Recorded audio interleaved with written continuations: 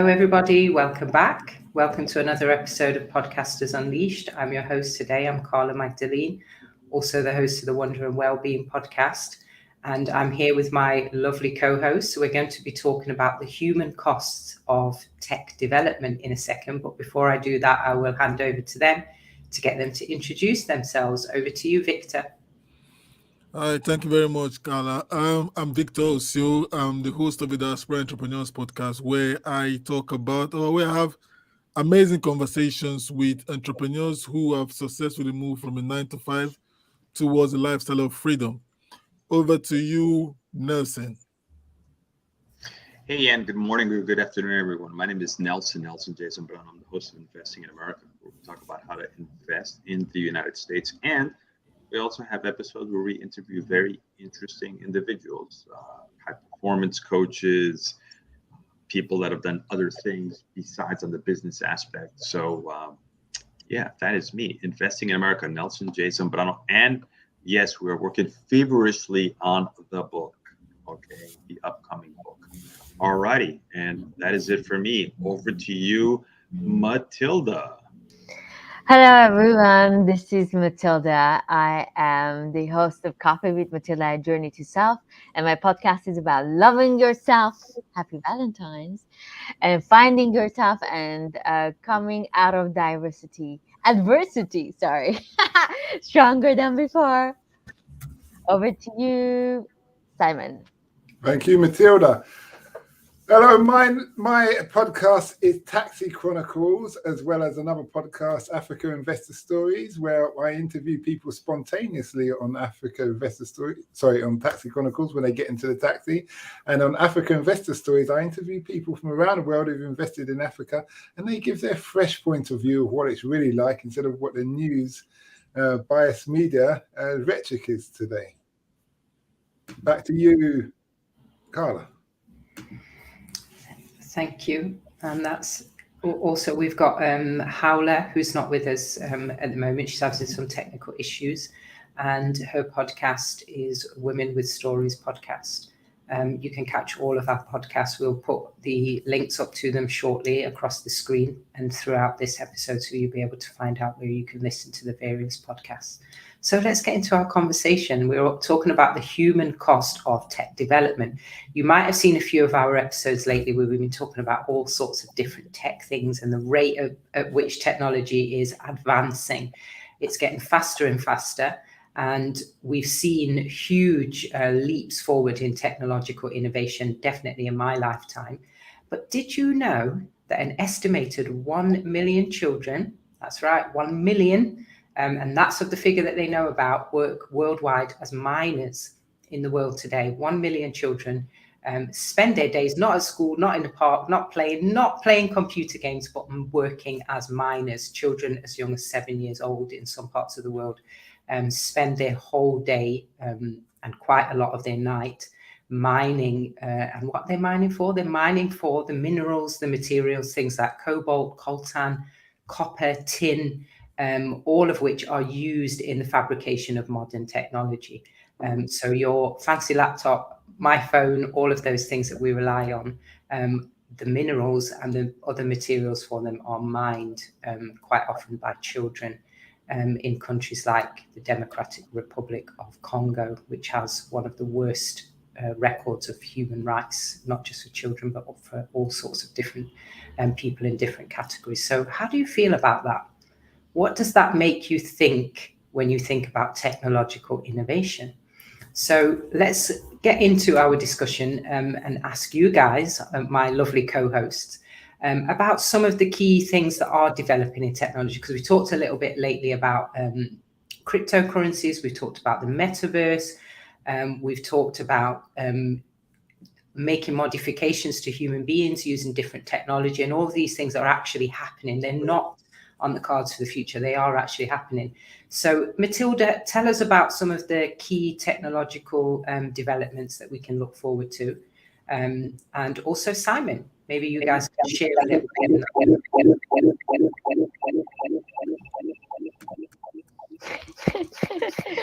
I'm like, no.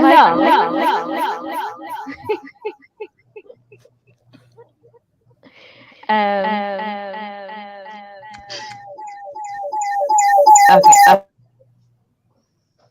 Okay, while Matilda sorts out herself, I'll just jump in there.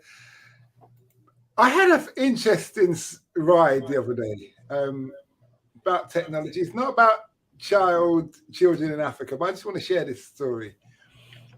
I was driving, as I do, driving a taxi, and the lady got in, and she said, "Are you having a nice day?" I said, "Yeah." Well, I said, "I'm just going to the dentist to get a gold tooth." Yeah.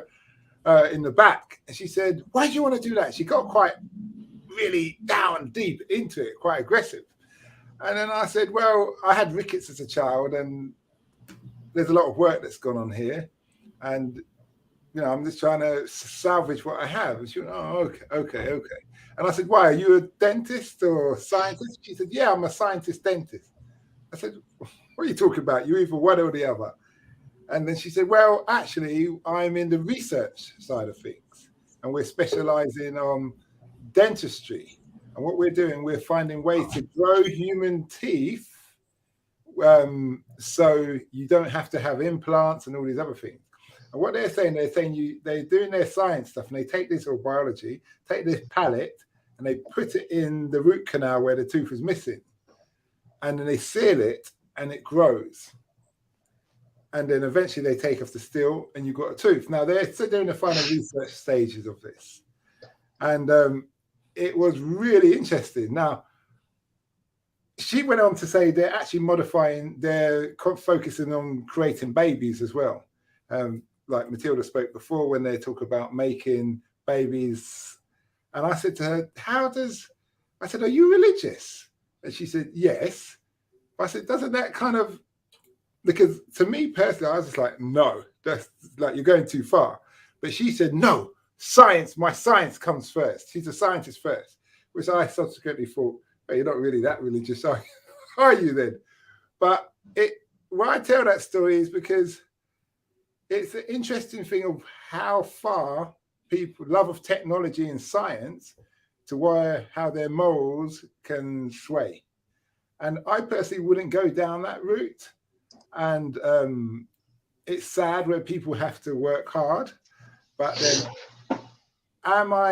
especially children, but I'm not in control of that. That government or that community is in control of that. But at the same time, on the science side, with this story I've just told, I'm not sure that either, but that's out of my control as well. So that's kind of it's a bit like Switzerland, or is it Austria, where you're kind of neutral. But I have an opinion, but my opinion doesn't hold. I don't have any basis, any support to support other arguments. Hope that helps. Well, it definitely does. I mean, it just that's a really good story. That's a really good story because what happens if a religious says, and we're going a little bit off the side here. Matilda, are you good to go? No, I think she's frozen, Nelson. Yeah, Okay. I think we're still having tech issues. So so we might have to do some more mic. Yeah, I think let me just jump in some comments here. We have our usual George Finkelman. He's just giving us a thumbs up and the claps. We have visual hugs for Happy Valentine from Carla. From Hala. Happy Valentine's Day, guys. You guys look gorgeous, Carla. Visual hug. And then one from Sasha. Hi everyone. Carla looks very serious today. Oof. Yeah. And then we have another one from Visual Hugs. We have Visual Matilda. And then from Dr. Akram, he's just giving us good evening. So go ahead, Matilda. Okay, I guess you can hear me now. I have a lot to say what will happen in this soon future. Soon future, maybe in 3 to 5 years. So we're gonna have a lot of next level process automation. We're gonna have process visualization, this 3D, 4D printing wise. We will have future of connectivity, 5G sort of things. We gonna distributed infrastructure for cloud cloud computers. We will have next generation computing, quantum computing. We will have applied AI, like computer vision, natural language processing, and speech technology. We're going to have future of programming, like software 2.0. And like last time when we talked about biorevolution, this is going to be, I mean, next level of humanity. And I don't know, maybe we're going to come up with some clean energy, which is working, like Bill Gates organization is working on creating clean energy from our, I don't know if I should say the word, but I guess it's Yes. okay. Yeah, you can say it was the. From our excrement, you could say, or from our feces. Yeah. Okay. You can't get cleaner than that. So, So that's Matilda, what's tell us. happening. All right, so you told us a little bit about where we're going technologically and what sort of things we've got to look forward to in the near future. But what about where we've come from so far? Where have the materials come from that we've been using so far up to this point? Well, it's a natural resources, actually. Right now, you see what's happening in Russia and Ukraine. You see the world is fighting for natural resources. And this is where the danger is coming. We have lack of resources, and we will see more wars. I would think so, till we figure out something maybe from sun, because we still cannot have. It's a lot costly, but still, till Bill Gates comes up with a solution, I think the world will go a very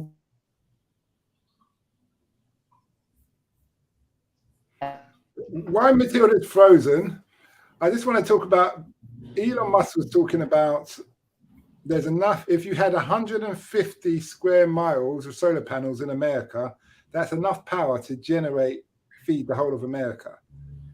And I don't know, but then I was having a conversation with a guy in a taxi, as you do, and he said there's not enough natural resources to have 150 miles of square of solar panels. Well, I would dispute that, even though I don't know the source of where solar panel materials come from. But I know, for instance, China has manufactured a lot of fridge and washing machines all based on solar panels. So when you buy the washing machine or a fridge, you get a solar panel that's designed for that machine. You put it outside and it runs that machine. So I'd say we probably could change the energy source, but where we started off with this conversation in the sense of mining, I don't think governments are really interested in protecting young children.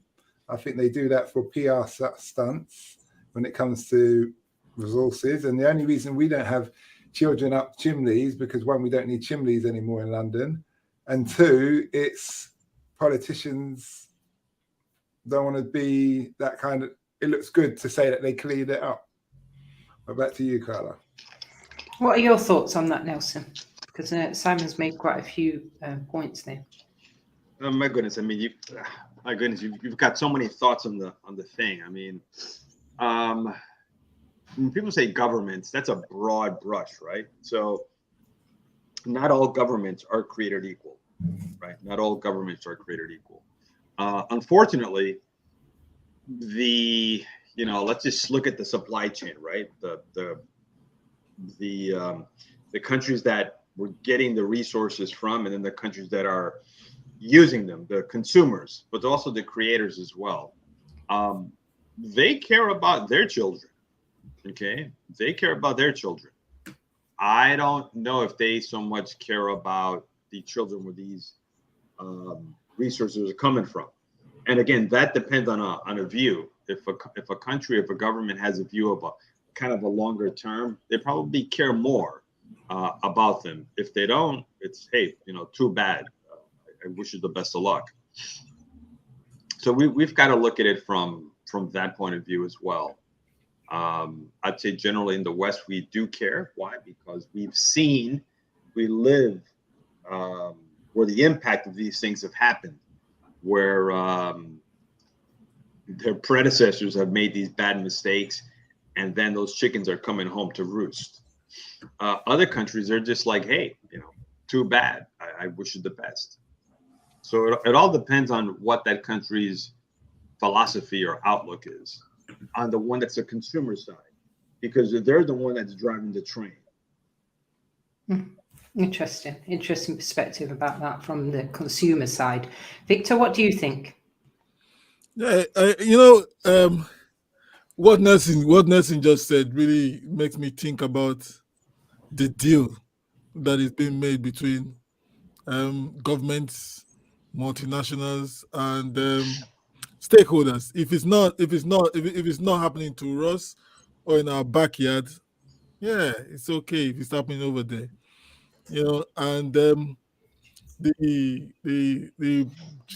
I would say the shambolic display of trying to be green, and what Simon just said about Stop the noise. you don't really care. Do you hear me?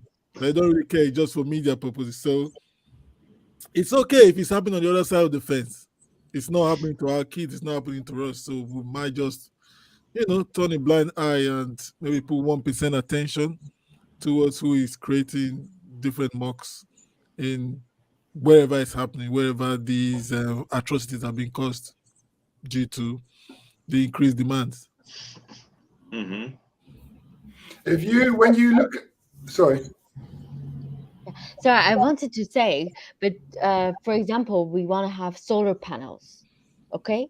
I think Simon, what you were mentioning, but every government needs to put a lot of money to make all these solar panel stations, which most of the countries, I mean, developing countries, don't even have enough money to sustain themselves now, let alone to put that much money for future development. So I think one of the problems that we are facing right now, we cannot use sun as a source of energy, is because of this, because these countries don't have the money to put in.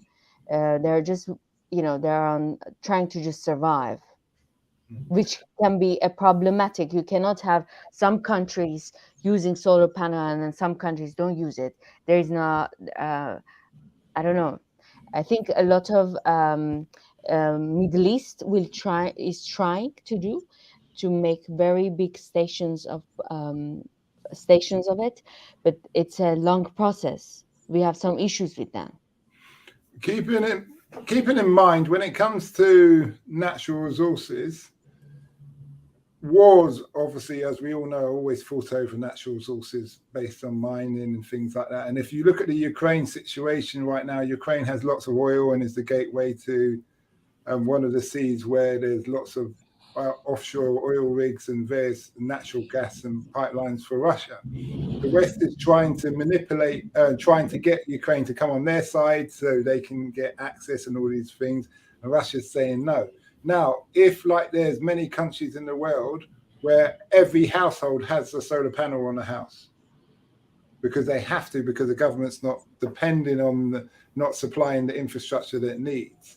So therefore, if, let's say, looking at England, if it was made law that every house had to have an independent solar panel, and that would charge even just lighting in the house and part of the street light outside, then the environmental impact would be much less, because what would happen in term that we wouldn't need so many major power stations. But the problem would be for the government, they can't justify taxing us and having us under our thumb, where like in London, they've doubled the energy cost just totally. So if I paid £50 a month for gas and electricity, now I pay £100, and they can do that at will, and there's nothing we can do.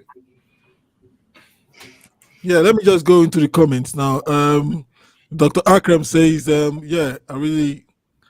proud of your discussion topic because they stimulate reality and predict the future. And Matilda, you predicted the future just now. Anyway, Sasha said morality is related to ethic.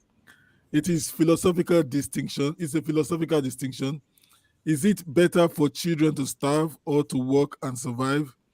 It's not only it's not only metaphysical. Reality is not only about morality, but pragmatism. Yeah, I see what you're saying. Hala said, thank you, Hala, for your fiery comments. Source mining with axe there. No, is that a pickle? Yeah. Anyway, pickle axe anyone. We have a catastrophic outcome in Africa. And Dr. Akram says, to answer your question, name some of the human cost of technological innovations, like one smartphone, nuclear power, the internet growth, robots, virtual reality, and virtual reality technology, VRT. Yeah. And he continued with the virtual reality technology is the most dangerous invention and impact because it changes many concepts, including the concept of the beauty of nature. Hmm. Dr. Akram, I would like for you to go more deep into what do you mean by the most dangerous invention and its impact.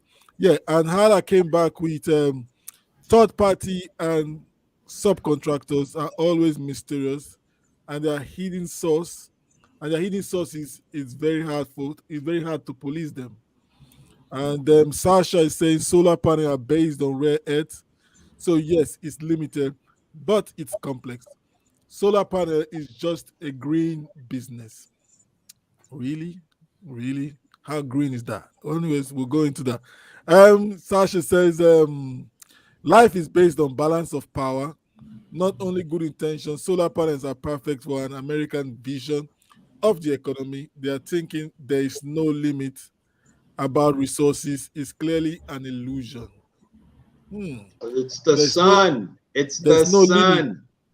Yeah, okay. Yeah, go ahead. The sun. So it's the sun that powers the solar panels, but it's not the sun that creates the materials that are used for the solar panels. And so, and the same with other technologies such as the electric cars. So they are portrayed in this way that they are, green revolution and whatever. But when you dig beneath the surface, it's not as simple as that. So what do you guys think will be the impacts? I know we touched a little bit on it when Matilda mentioned earlier about wars, and she says that there'll be an increase in wars. But what other impacts do you think we'll see as the demand increases for these different green, technologies and these advancements, other than war, which we know is always happening, regardless of what developments happening, we've always got these conflicts. But what other impacts do you think we're going to see, Nelson? Well, I mean, if we look back, I mean, this isn't new. If we really drill down deep, it's because of these, and you can call them non-renewable resources, right? It is part of the reason we've been going to war, or at least a strong reason, right? So if we take World War II, right? Why did Japan attack the United States? Was it because they wanted to, be friends with Nazi Germany? No, the United States cut off Japan's supply of oil so it could stop invading China. And so Japan said, well, we're going to attack the U.S. and we're going to try to get the British supply of oil that was Indonesia and all those places. So it's always been a strong reason so that these countries can get stronger so that they can advance economically. And I foresee that to be what's going to happen in the future. But in addition to that, you're going to have more places that you're going to have this imbalance. So, and unfortunately, the biggest place is Africa, right? I mean, if you read about the history of Africa, the history of, heck, even the Congo, it's sad. It was a strong empire in the 15th century. And, maybe we should have had a clip on from the movie Blood Diamond. There's a part where one of the characters says, this town is all devastated. And he says, it's a good thing we only have diamonds. We'd have really big problems if we had oil, and his town's already all blown apart. So you've got the human price, right? Like what's involved. You've got these minerals, but then the human price is that it seems throughout this process of exploitation, these countries will always be staying downhill, right? They're always going to be at the bottom of the food chain. And then we're going to vilify them for being at the bottom of the food chain. If you look at Somalia, Ethiopia, right, you're hearing about the hijacking and the piracy. Well, part of that is because they don't have the infrastructure so that they could be overfishing. And because they can't protect their own resources, other countries come overfish. The fishermen from there, they can't get enough to eat or even to harvest, right? Harvest fish.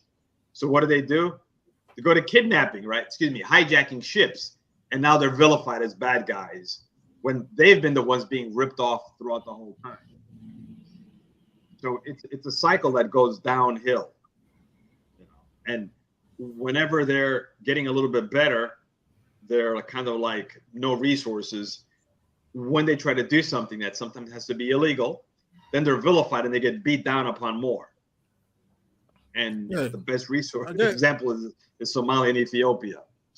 Yeah, Matilda, what did you want to add? I get what you say. Oh, okay. Go ahead, Matilda. Sorry, we'll come to you after Victor. I think the new digital technology is going to bring a lot of problems for us. Like we're going to use a lot of machines instead of humans, and that's going to cost a lot of people losing their jobs, and it's happening very fast. It's not like in 20 years. Some jobs that it's functional right now and makes good money, in 10 years it might not be even possible. There are heart surgeries, open heart surgeries in Germany right now, which I think Germany is the leading in this area, that machines are doing. Robots.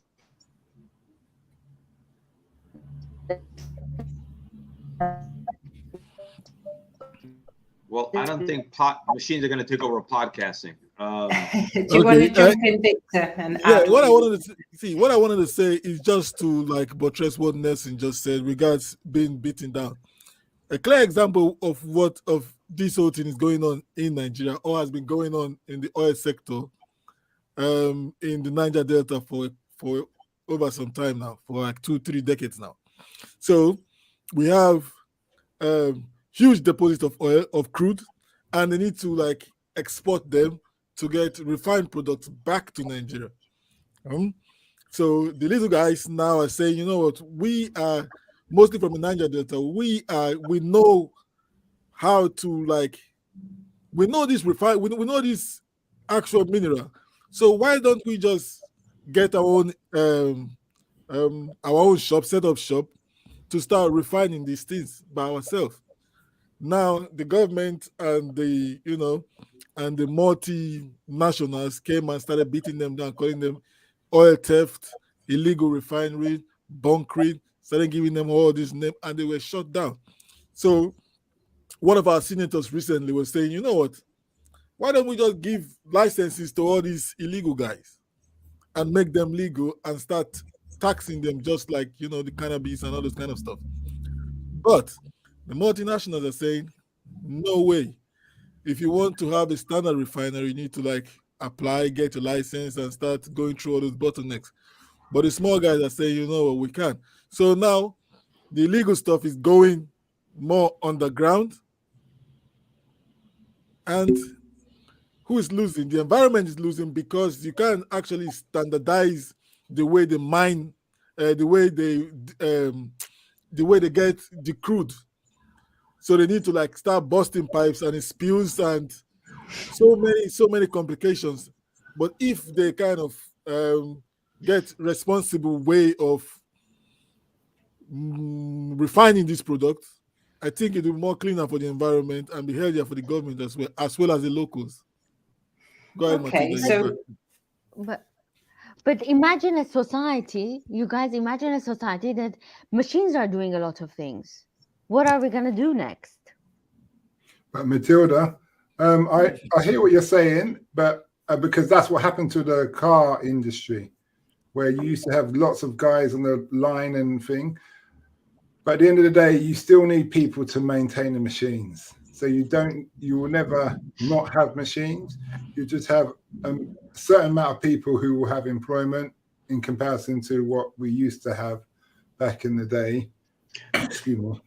Gucci, like for example, even fashion industry can change. Gucci made the first virtual in a metaverse, the first fashion show, and he invested, I don't know, a couple of I think $10 million in that metaverse. So do you guys understand? Even fashion shows or fashion industry gonna be in the metaverse. People won't even want to buy things clothes wise. Right. They want to buy things for their meta avatar in But avatar but in but metaverse. okay, Matilda. Let me just kind of jump in here. Two things. What you just said, and then follow up on what Simon just said. When you're talking about that people will be unemployed, right? I mean, and again, this is dovetailing what Simon just said. These machines will always need maintenance, right? These machines will always need somebody to be tinkering with them. All right. Give a personal example. My dad was a longshoreman in New York, right? You've probably seen the pictures of the ships when they used to have a cargo net, and they would put the stuff, and there'd be this cargo net coming back and forth, right? And that was somewhat efficient. It's better than having a bunch of guys just taking boxes back and forth. But then they had this thing called the containers, and the container was a heck of a lot more efficient because you could put everything on a container, and just one gigantic crane would move it. So at the time in New York, the containers came, and the longshoremen went on strike, and let's admit it, organized crime was involved there. So and people said it's going to take away your job, but guess what? Some people said, I don't want to learn something new. Others said, I want to learn how to work the container. Others said, I want to learn how to do maintenance. Excuse me, not the container, the crane. Others said, I want to learn how to do maintenance on the crane. And now you take it to the next level. The containers themselves are being used to set up housing. You see? So it kind of is this cycle where, yeah, some people said, I'm going to lose my job. For other people, they gained new skills. They gained new opportunities. And even new kind of sub-industries were created where now you have houses built out from those containers. And even in the military, when we deploy, we use those containers to set up kind of temporary bases. And then 1 second, Simon. And then there was something else, Matilda, you talked about the metaverse. Well, you just said it right there. That's another industry that's gonna set up. And at the end of the day, people got to wear actual clothes and live out. So, Simon, over to you. Thanks.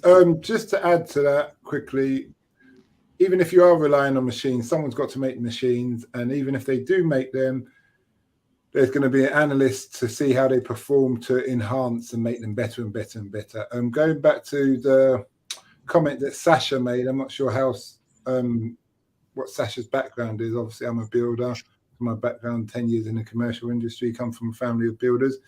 Solar panels have been enhancing throughout the years since they've been made. You've got 3 different types of solar panels at present. Cyprus, Morocco, which is feeding England now. Obviously, Howler spoke about that before. You've got a massive solar panel park in the desert of Morocco, which the cables are running around Spain, Portugal, France, all the way to England to give us solar panel energy. So we don't have to fight so many wars. And then, I know in the Falklands and Caribbean and in Kenya, many people have their own solar panels on their house and get energy daily throughout the night. So much energy so that they just have the lights on for arguments through the night where it's not needed in that respect. So it's always enhancement, and regardless of how many machines we have made, we always want to improve. And without using these, when you start something, it's like an automobile. It could only go 10 miles an hour and carry 4 people and a dog. And now it's improved until you've got these massive trucks, you've got those massive mining vehicles. So I wouldn't worry the fact that solar panel at the start had 20 years lifespan, and that's depending on the maintenance. If you maintain something, it lasts longer. Back to you, Nelson.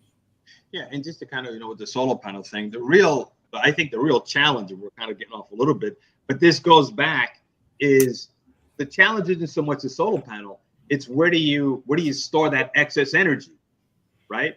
Because the batteries aren't that efficient. It's not like you can just store and store and store. And then that goes back to, with the child labor, because the raw materials to make those batteries come from these places, which is the topic of the podcast. Well, we've got to make better batteries. Well, the beauty of that is you get the different systems where you get some solar panels where it just directly starts to feed light to whatever, let's say the light bulb, and you don't need a battery for storage. You just need a converter. And other systems where you've got a storage unit because you may want to use it through the night. So there's many different ways of handling solar panels and energy. And remember, if you do produce energy on a solar panel, as Einstein says, energy doesn't just stop, it transfers. So you find a way of transferring energy. So if there's a light bulb, the heat that the light bulb produces could transfer the energy to forming something else and powering something else, and so on and so on and so on. So, but the biggest factor, I say, when we're dealing with energy, because there's, just to let you know, there's there's some factors when you're dealing with mining. It's energy costs, resources, equipment and costs, and safety costs that all have to be taken into consideration. You can just develop, and it's going to get better and better as we move along. Yeah, if you say safety, there's no real safety when it comes to mining in another man's, I won't say another man's, in the DRC, most of the research that we did, there's no real safety. But if you kind of compare safety issues and the technological equipment used in, say, somewhere like Australia or even in South America, you can't compare that to places like DRC, to Dr. Congo, Zambia, or where? Central African Republic. You can't compare those. They just go, they don't really care. They just want to like get those minerals shipped out as soon as possible. But that's based on the government of the day and the company policies. Yeah, but Simon, see, if you say based on the government of the day, if you see different protests about sweatshops going about, we're not buying from here because they're using child labor. We're not doing this. No, Victor, you're misunderstanding what I'm saying. Yeah. If let's say we take the DRC and where they say there's child labor. Now the government of the day, so the government there, not the government of the foreign company, the government in the DRC needs to implement laws and rules just the same way they do in Saudi and Oman and all those countries where oil and gas are, and they make sure, remember, 50 years Dubai was built. From one road, a dirt road with a camel going along, to some of the biggest roads in the world and the most fanciest skyscrapers ever built to man today. And that's because the government made sure that his people, his tribe, his clan were taken care of, and they were educated. And they had a system also, if you want to come and do business there, a local has to own 51% of your business. That is looking after your people. Now, the DRC guy, president or leader, he hasn't done that. For whatever reason, he hasn't done that. And so I would argue the buck stops with him, not with the foreign company. Simon, is very convenient to say that, the buck stops with him. The buck stops with that. See, if you say I'm no longer doing business with you because you're not adhering to international standards, I'm no longer doing business with you, the government will sit up. I'm not trying to I'm not trying to, just for me 1 minute, I'm not trying to defer responsibility. No, the government needs to sit up, but who is buying should also sit up as well. If someone comes to your house, they go by your rules. So if I'm a mining company and I go to, I'll give China as a prime example. They go to many countries in Africa, and there's a lot of corruption. So they pay all these backhanders. So they cut their standards because of all the backhanders. The government doesn't turn around and say, you can't cut your standards. But then, for instance, when they go to Rwanda, because of the way the government run, they do the job properly. You understand? Because he's not about bribes. He's about get the job done. We're a small country. We need a standard. That's why you can get, for instance, if I'm a foreigner, I come there to invest, I can get a permit to invest in that country and legally work within 24 hours. I don't know any other country on the planet that you can get it that quick, and it's all virtual. So you're dealing straight with the government. It's different policies. And if the Horn of Africa of the Arab countries can do it, there's no reason other countries on the planet can't do it. Absolutely. Let me just take the comments. Yeah, I think this is to what you were saying earlier on, Simon. Yeah. From Sasha, it says solar panels efficient for 20 years, max 25. Official builders are saying 30 to 40, but it's not the reality. And in conclusion of that statement was green business from Sasha says green business is more about business than green part. A lot of technicians describe the nuclear energy as the most environmentally friendly compared to green business. And we got this from Carla saying that slavery never stopped. And all those high-tech companies like Microsoft, Samsung are linked with human trafficking. And it's a question for you here, Nelson. It says, Victor Nelson, you work in construction and investigating properties. How do you investigate on your subcontractors? For me, it's easy, Carla. I'm not that big yet, but the barriers is just one, just me and the subcontractor, and that's it. So I can actually check whatever they're doing immediately, and there's no many bottleneck or contracts signed. So Nelson, you want to answer that? Are we sure what Howler's referring to there? Because she may be referring to where they get the natural resources from. Well, it might actually be that, or the conditions as to how they're getting the natural resources.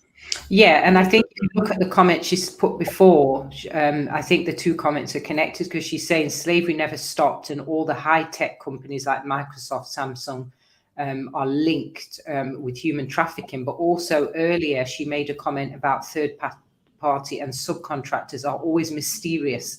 So, and they are hidden. They have hidden sources, and it's very hard to police them because of this concept of these umbrella companies. So I think all of Paula's comments are all around this concept of how do you check where your resources come from? Is it even possible to check? There's a couple of things there. First of all, it's always possible to check, right? I'll tell you guys right now. I'll give you two personal examples. One is, you can always do spot checking, right? You can get references and all that, but you can always spot check to see what's going on. Years ago, I don't know if you guys remember QVC. QVC was the home shopping network. It was all part of that. And I was fortunate enough to have the opportunity to have these bags made, these special bags. So I was like, hey, I can get these bags made on QVC. So I got to learn how QVC actually in the home shopping check about the child labor laws. So you have to actually draw out the diagram as to where the bags are coming from, how they're made. But then they'll actually send people to those locations and spot check. They'll just show up out of the blue and actually look and knock on the door. Is there some dude from QVC there, coming to do a spot check as to where the bags are made?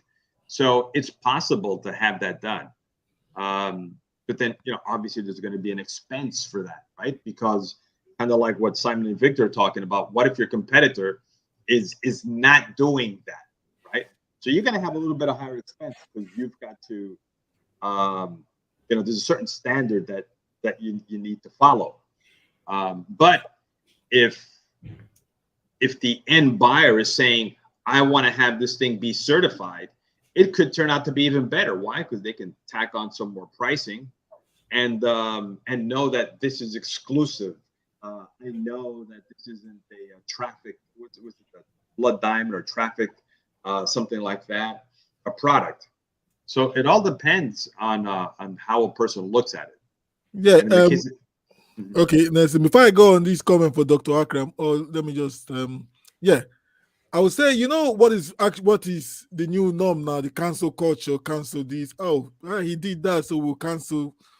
So why can't they implement this when it comes to maybe the mobile phone, the mineral resources has been mined? Why can't they actually cancel oh, we're no longer buying mobile phone from Samsung or doing this because this is where it's coming from. Well, we are no longer buying Tesla because the batteries are from here. We're no longer buying this because it's coming from here. So why can't the cancel culture start doing that? I'm sorry, I digress, but let me just read the comment fast from Dr. Akram. What Nelson and Matilda put forward about the impact of technology on humans and nature leads us to direct us to identify the pros and cons of this rapid development in technology. And Dr. Akram followed with it. Let's talk about the jobs and professions that will disappear and new jobs as a result of technology. Okay, And Sasha, just this last one. Sasha says for Akram, nature is the enemy. Theosophy versus Kabbalah. And no. If you understand that, you will understand the transhumanism concept and the new world order. The floor is yours, Carla. Yeah, very deep. Okay, so we'll go back to the comment where Akram was talking about the jobs and the professions, because that is a human cost. So we spoke a little bit about, the resources, where we get these resources from, and the human cost and how it impacts people in poorer countries, mainly African countries. And that dynamic has been pretty much steady for a long time now. But there is a human cost in so-called developed countries also in terms of jobs. And we did touch on this a little bit earlier on. But what do you guys think, to the audience also, what do you think will be the human cost in relation to jobs? And also to you, my co-host, what will be the human costs in relation to jobs? And how does balance of power play in that? Because we also had some comments earlier on about the balance of power. I think that was coming from Sasha. If we could just see that. So here, Sasha says, life is based on the balance of powers, not only good intentions. Solar panels are perfect for an American vision of the economy. And they're thinking there's no limits about resources. It's clearly an illusion. So do you guys, where do you see the balance lying in the future in relation to jobs and the change? Will it be new countries that are affected? And how, I think, Nelson, it was you that was saying about the balance of power and how it shifts. Do you think it will stay the same, or will we see new casualties in the balance of power in relation to jobs? Well, let me just kind of, I'll just start off with that. I mean, it's going to lead to more. Well, first of all, it depends if that country has, like in the U.S., we had this thing called the Manifest Destiny, which was good and had a lot of bad in it too. If that country sees that, hey, we want to direct our own future, and maybe that's even a better way to start it. You've got two kinds of countries, right? One country that says we make our future, and the other countries that they follow.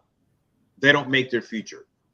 So if a country's philosophy is we're going to make our future, China is an example, India is an example, Pakistan is an example, the United States, maybe most of Europe is an example, they're going to do well. If their philosophy or their outlook is, well, our future is going to be led by someone else, they aren't going to do too well. So you have those two things. And the other thing is, if a country makes a decision that we're going to reinvest back into the country, okay? If money's going to come back in, it's hey, it's great for our kids to be working the mines, and hey, we got to put some food on the table, but it's only going to be for 4 hours a day, and the other 4 hours they're going to go to school, and they're going to learn how to actually, work in a factory where we do that stuff here, like the processing that Victor was talking about. Great. The kids are going to be the engineer. They're going to be the software engineer. They're going to be the guy who knows how to work the processing plant. But that's a decision a country has to make. Like, we're going to invest in here. Best example would be South Korea, right? Devastated after the Korean War, and they made a conscious decision, whether it was the dictators that the United States supported as in South Korea, or the kind of the more democracy, their whole thing is we're going to have some educated, smart Koreans. And look at them today. They can dictate their future. What kind of jobs do you think, Nelson, will not exist? Just give me a top three. What kind of jobs do you think this new tech innovation will get rid of? Because that's going to be a human cost. You know, like some people might say, well, you know, there'll be what do you call it? Drone cars, right? Where people will just get into this car and it'll be programmed automatically to go. I don't know if I'd get into a car like that. I don't know if I'd get into a remote plane that it would just kind of drone by itself to go. I would say maybe more manual type jobs. However, if these countries play it smart, they can really capitalize on that, like China has, like Pakistan has. And over to you, Carla. Matilda? Yeah, Simon. Matilda, I want to hear from all of you on this one, just out of curiosity, because we have got a comment as well from the audience about what kind of jobs, and I want to see what you think. Matilda, what do you think? I think most of the jobs, even teaching, I mean, there is this robot, Sophia, I think in Dubai, that is the first female robot that they made, and she can teach people, she can learn faster. Medical field, I'm sure we need surgeons, but how many surgeons we need in a surgery room will decline. As Nelson mentioned, maybe people working in transportation will we will have less people needed in it. I think anything in life. I don't think the concept of going to university will be the same as we know of. People need to learn skills that will benefit them in 10 years, because even engineering will decline. The computers can do better calculation, they can do better even design. We're teaching machines and they're learning faster. They're teaching machines how to play chess, and they're beating us. Actually, machine and a human combination is the most strongest. So we will need humans, but we don't need that many humans to work with these machines. So some people will have job, but some won't. Be Simon? careful, Yeah. guys. Simon, Nelson, I just want to hear from Simon and Victor on the jobs, and then we'll do come back around. Simon, what do you think? I did some research. Sorry? Oh, I did some research on this, and I give myself as a taxi driver.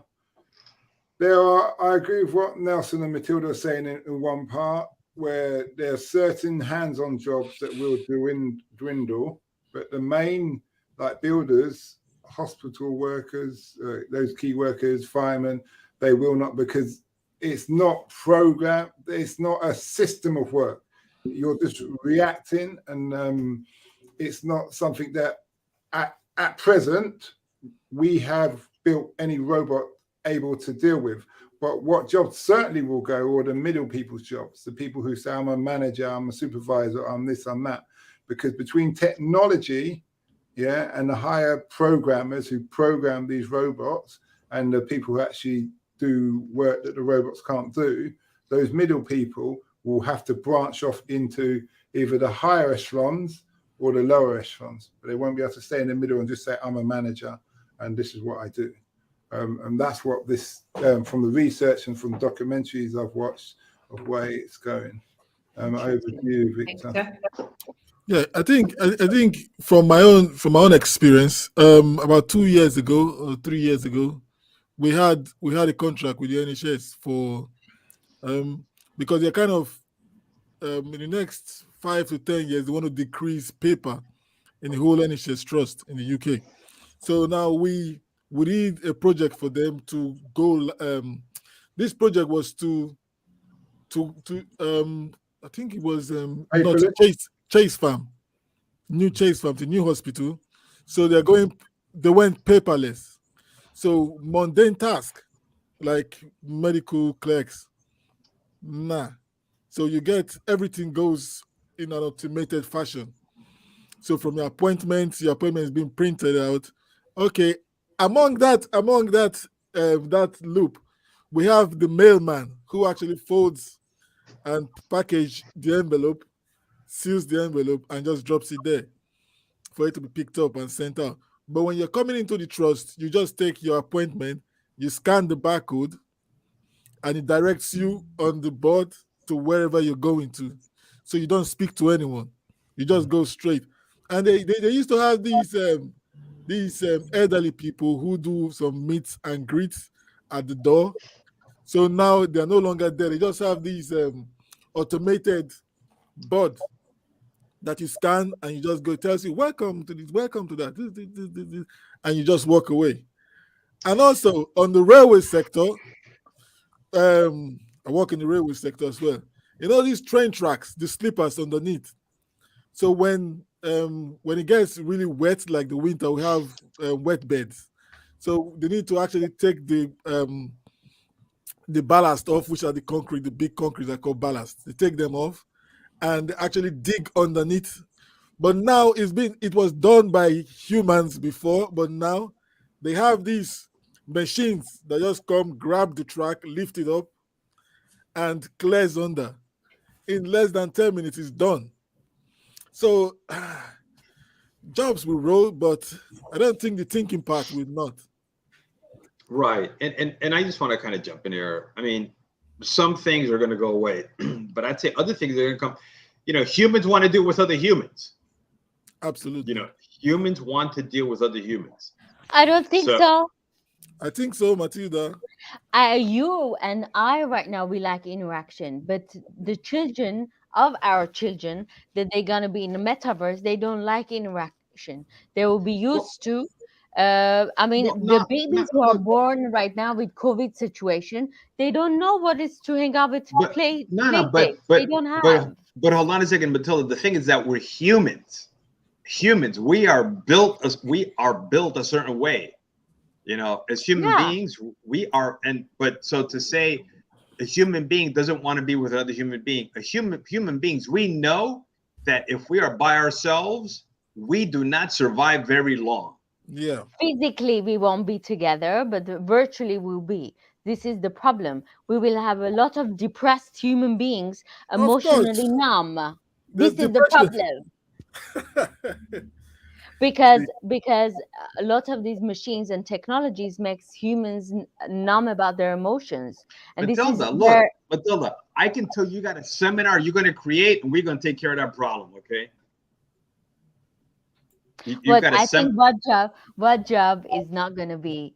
I mean, we still will need it. Anything that is related to emotional intelligence will still be there, because I hope so. So any jobs related to emotional intelligence will be there. The rest, we need to look for new skills. Just to throw this out there, there's a restaurant in, I think it's Milton Keynes, where you get served by robots. Yeah, elderly houses right now, they're trying this.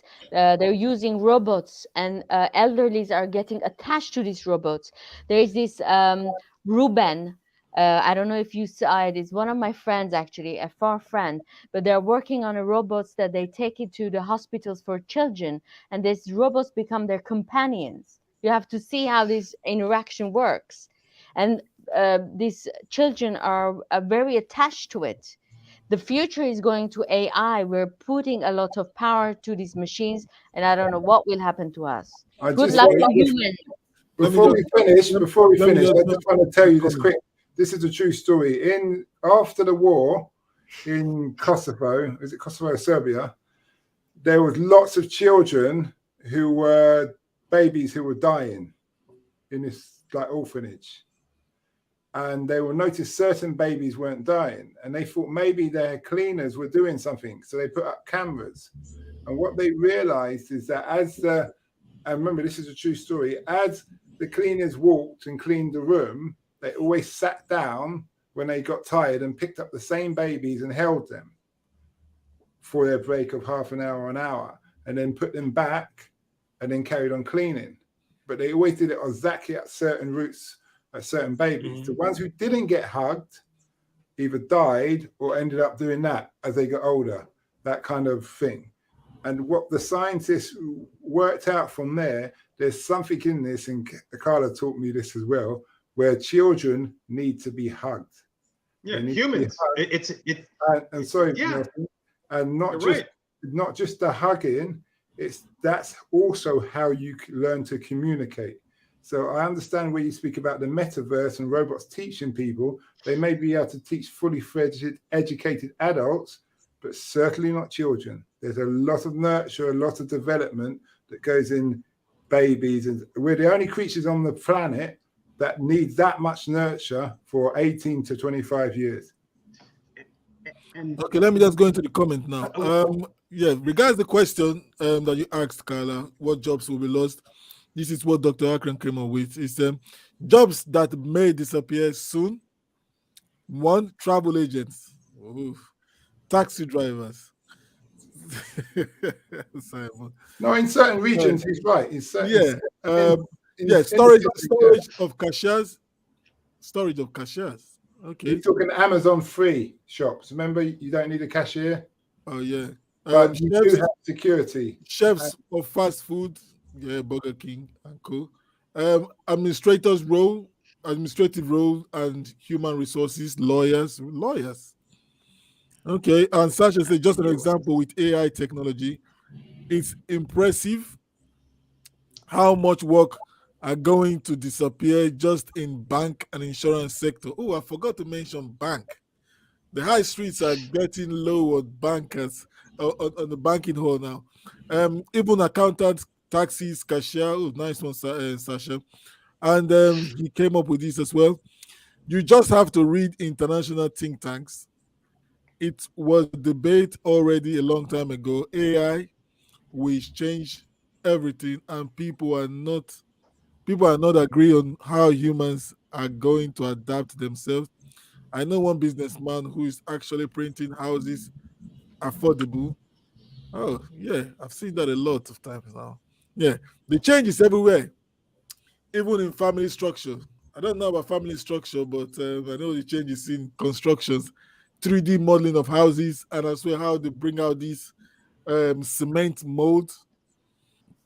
It is happening. Thank you very much, Sasha. Thank you.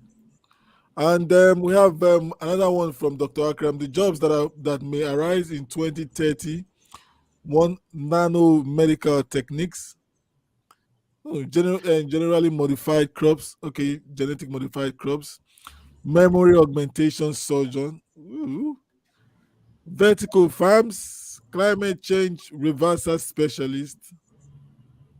Quantum enforcer. I love it. Quarantine enforcer. Okay, you heard it first on Podcasters Unleashed. That's going to have Jason Statham on it. Quarantine enforcer. That's for the people. That's who the metaverse is for. I think, Matilda. The metaverse is for the people who will be quarantined for life. Quarantine I can't wait till I get my badge. I think Simon will be a good enforcer. Oi, stay there. Quarantine enforcer. I love it. Yeah, thank you, Dr. Akram, for that. Quarantine enforcer. Okay, Yeah. vertical farmers. Okay, let's see how that goes. And the prediction is 2030, just 8 years from today. All right. Yeah. So if you're a parent and your child's job is on the first list that Dr. Akram put on, or your child's dream job, you might want to reorient them somehow or get them into some kind of human nurturing job, as Simon mentioned earlier. All right, guys, so we're about to get to wrap it up. Any final thoughts about solutions? And also, I do want to pick up on this point that kept coming up throughout the episode in relation to the automation process and to the regulation of companies. So do you think, I want Matilda, I'd like you to tell us first about this and then give us your final comments. Do you think with the automating of so many jobs, that will do anything to improve the situation of policing these companies? Because remember, Howler mentioned earlier about how difficult it currently is to trace where materials and resources come from and to hold companies accountable. We struggle at this stage to hold these companies accountable. Do you think in the future that will get harder or easier? I think it will be, I mean, I don't know. I have mixed feelings about it. They say everything right now will go with NFTs, so you can see what has and what's the resources. Even you want to buy a house, you can put you can check it through it with the NFTs. I don't know. I really don't know. I think that's where it's gonna go. There will be more transparency. Why we have cryptocurrency and DeFi is because people got tired of governments controlling. So I think with the new trend will be like people want to be against the government controlling system. How efficient that can be, I don't know. But I think people are just fed up with it. And I don't know. But NFT and the technology of NFT and blockchain gives you that opportunity to see the resources and to be more transparent. How we're gonna develop the blockchain? It's another element we can discuss about. So do you think the blockchain technology will lead to some more accountability and exposure? I mean, I think, well, we have human nature here. I don't think, I mean, and we have good people and bad people, or morally. I think we lost Matilda again. Nelson, do you want to jump in? Tell us your thoughts on that. Yeah. So, I mean, Matilda hit on it. I was thinking about it. Great minds think alike, right? Is a lot of this, will we have the technology to be able to turn around and say, hey, is this safe? Is this good? Sure. It's called blockchain technology. But it's a question of having the willpower. Do people care? So we're talking about a lot about the advancements, technological advancements, but how are we advancing as people, as human beings? See, that's what it comes down to. And at the end of the day, we're still going to be human beings, regardless of what the technology changes. You put people under enough stress, and I'm talking about like heavy duty pressure, people want to hug, right? You leave some guy out there in the middle of the ocean, they're treading water for a couple of hours. People will get religion. You put them under enough pressure, people get religion. People want that hug. So as human beings, internally, we don't change. We might think we change, but we really don't change. So, and I'll just leave it at that. Thank you. Interesting. Victor? Yeah, so what's the question again? Can you just repeat the question?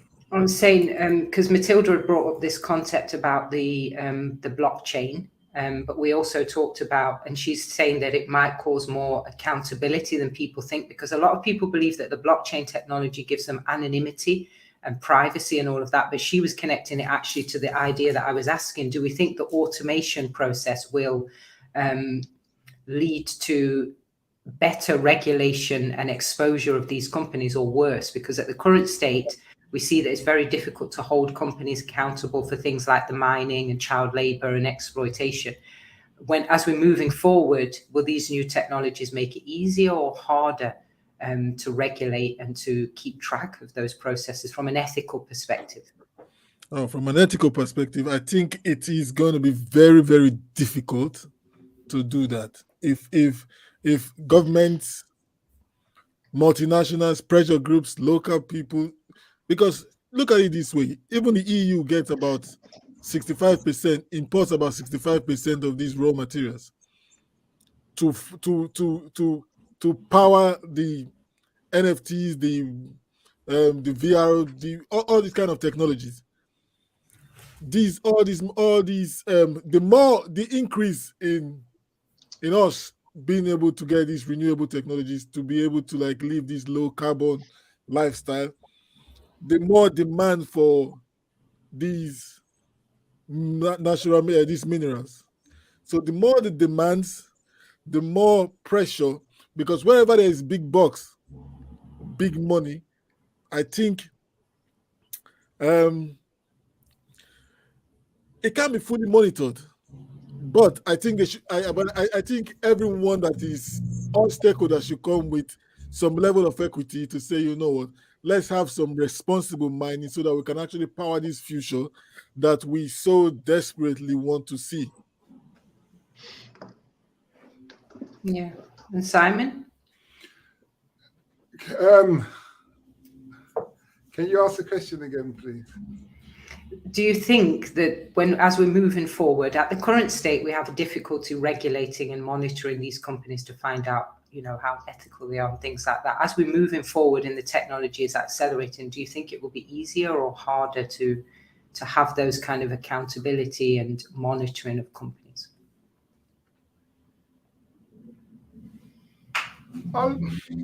It's an interesting one because there's different angles to look at it.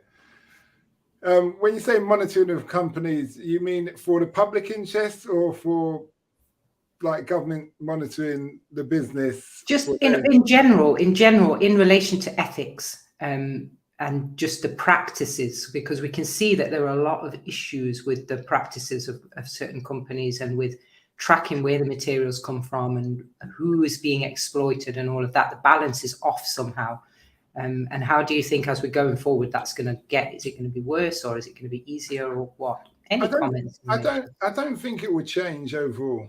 And reason being this, it's not a question of what the information you gather, it's what comes to light. It's a bit like the news. It's not what they tell you, it's what they don't tell you that matters.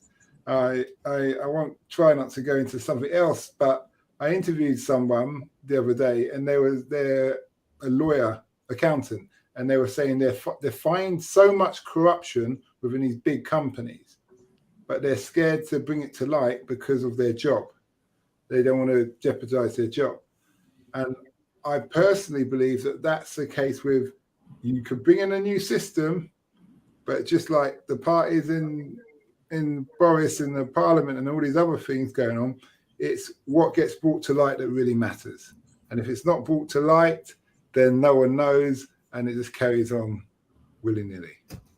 And if it is brought to light, they bring out something else to suppress that. And it's usually something quite trivial, like Harry and Meghan. Interesting. Very interesting. All right, Victor, let's have the final comments and then we'll get ready to wrap up. Yeah, I think I've read them. Okay, one from Sasha here says you have to read Klaus Schwab's about the Great Reset. Even humans are going to have an evolution. The Homo sapiens is dead soon. Okay. And Dr. Akram says, oh, thank you, Carla, for linking the ideas together. With regards to the ways of adapting and balancing with the results of development, I think he starts developing education to keep up. Okay, so keep up with that, I think. And I hope you dedicate an episode on this topic. What do you mean, Dr. Akram? Which topic are you trying to say? You have a topic idea, let us know. And from George is giving us, I don't know what this is, but hi George, thumbs up to you. And Sasha says it's a very interesting topic. Thank you. And thanks again, Akram. You have interesting points. Yes, good looking out. Yeah, I'm not sure, but I think Akram might be saying there that the education system needs to keep up with the developments that we're seeing. And also with the fact that we need to adapt and find more balance when we're bringing these developments. I believe that's what he's saying, but if not, and it is something else, Dr. Akram, please let us know. And I think he's suggesting that we have an episode dealing with how the education system can keep up. Because obviously with job changes and all of that, we have to prepare young people to make a future for themselves in new economies. But we've talked a little bit about the ethics. And I'm going to throw in the V word, the values. You have to have the right values for advancing. And we can see that we've gone a little bit wrong globally with some of the balances with things like development versus values and ethics and morals, if you like to use that word still. I know some people don't because they consider it old-fashioned. But yes, Akram, we'd love to know more about what you would like us to talk about. There is their development in education. So developing the education system to keep up with these changes. We would like to hear more from all of you. Thank you to all of our guests, to George, to Howler, to Sasha, Dr. Akram. And we'd like to hear more from you, what kind of episodes you like, what have been your favorite episodes so far. Give us your feedback and let us know so that we can plan more episodes for you going forward. We are going to go around and let everyone tell you about their podcast. Howler's not with us today due to technical issues, but Howler's podcast is the Women with Stories podcast. And that's all about different women from around the world overcoming different challenges and doing amazing things. So check that podcast out. My podcast is the Wonder and Wellbeing podcast, which is currently on a break, but we'll be back soon. And I'll leave Victor to tell you about his podcast. My podcast is Diaspora Entrepreneurs Podcast, and you can find us on YouTube, Diaspora Entrepreneurs Podcast, and also all major platforms where you can get decent podcasting. And over to you, Matilda. And my podcast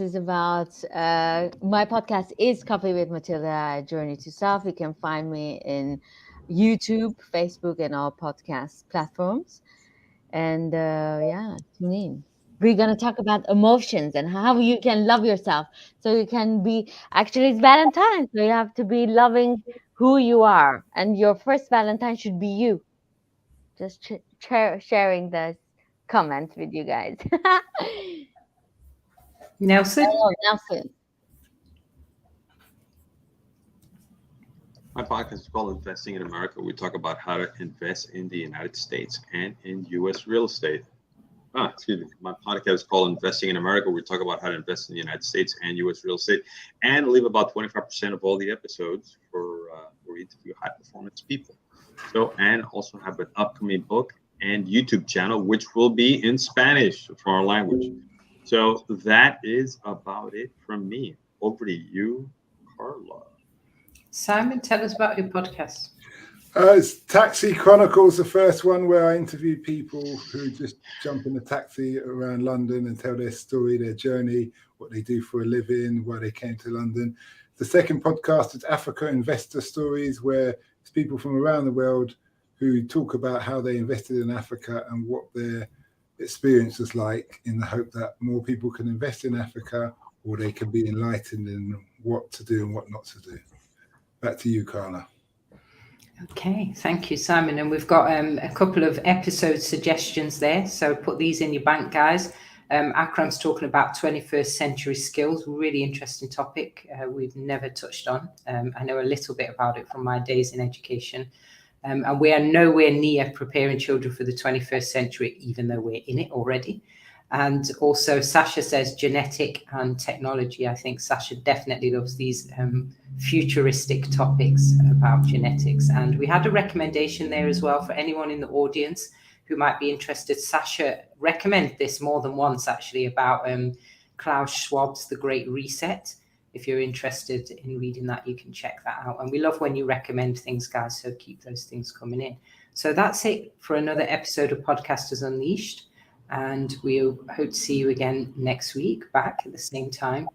Remember to like, share, and subscribe. If you've got any favorite episodes, share it, keep sharing it, have discussions around it, reach out to us and let us know what you think and what your feedback is on the episodes and what you'd like to see us talk more about. And until next time, have a happy Valentine's. If you are a Valentine's person, if that's what you're doing, enjoy that and be good to yourself. And if you don't have a happy Valentine's, go out and get one. How do you do this? That's what's that, Victor. I don't know what that is. That's a compressed apple. If you don't know, you don't know. Yeah, I know, Victor, that looks like some kind of obscene gesture there. That's it, Victor, is that something obscene? Victor, what is this? Victor? Nancy, you got it. If you don't get it, forget about it. I ain't getting nothing on Valentine's Day. I ain't getting nothing like that on Valentine's Day, Victor. Yeah. Okay, well, maybe you guys need to reach out to Matilda and find out how to do some self-love today then. Yeah. I'm gonna have to get that power thing like Victor does so I can get lucky on Valentine's Day.